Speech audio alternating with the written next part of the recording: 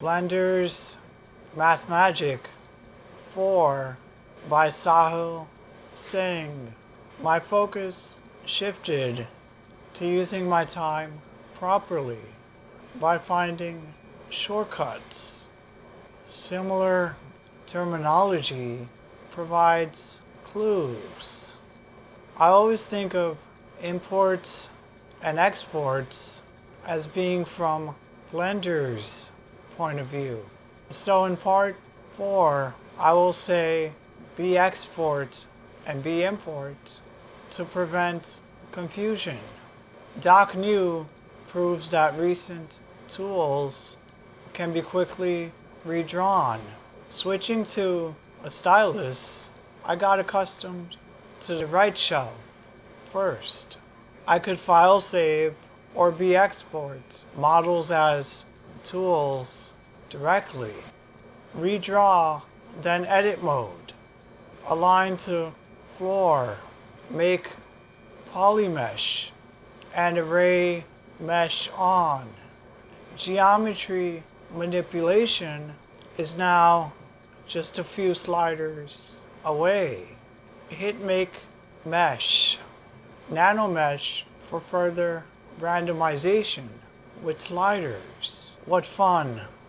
Mass-produced fence panels available at your local hardware store.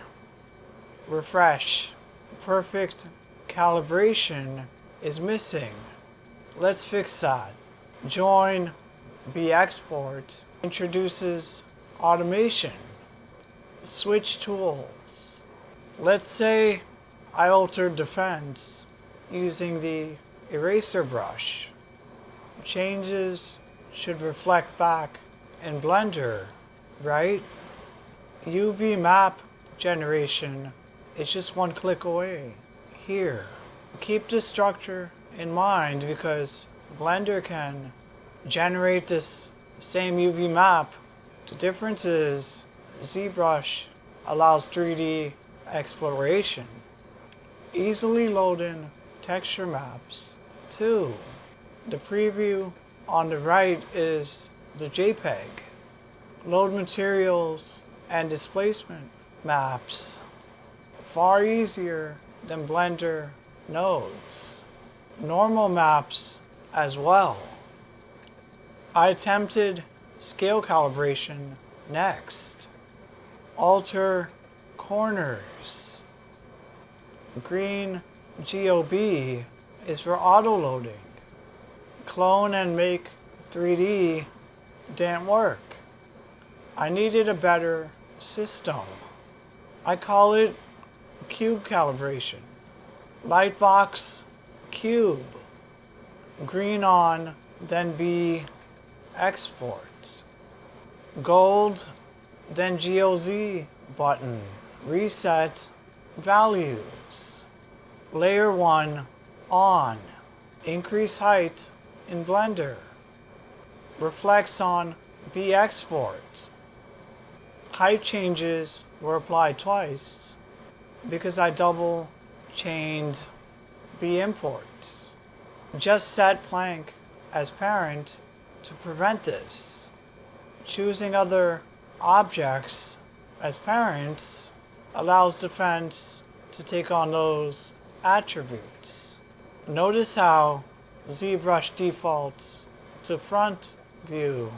Cube calibration is a technique I regularly use.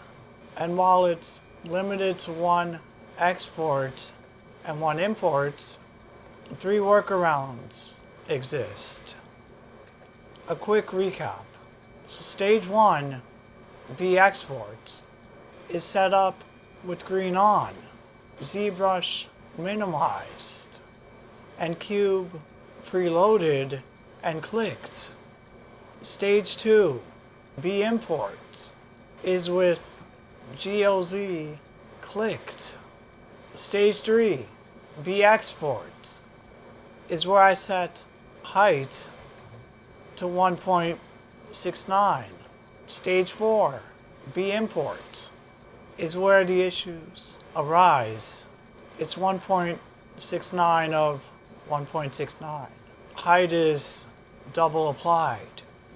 I concluded that this issue is caused by Blender's handling of attributes, which don't reset here. I originally discovered this while unwrapping textures. I call it value retention. See, in Blender, when you call a command and set its value, then call the command again, the value is sometimes reapplied, depending on which command is called. In this case, I imported set Z to 1.69, exported, then imported again. Blender reapplied 1.69 again on the second V imports, aka stage 4. Resetting Z to 0 brings back the originally applied height of 1.69. I have 3 quick fixes for you. 1. Set blank as parent applied at stage 4. This makes it important to keep multiple save files, file histories, or copies of the same object or its constituents. Fix 2. Undo history. Blender may be able to bring back previous states of changes made, depending on whether the changes were non-destructive or destructive in nature. Destructive changes can't be undone and mostly trigger when using third-party add-ons. Fix 3. Exit Blender and reopen Blender to reset value retention. Note: exiting Blender also erases undo history. Value retention applies to each session. So if I exit Blender, all values reset to default. When add-ons don't work, ideally you must troubleshoot, then adapt, finding workarounds to complement your workflow. I will revisit this add-on using the newer Blender one day. So far, I've been using Blender Classic because I haven't had the need to switch just yet. Maybe materials will carry over then. See you next time.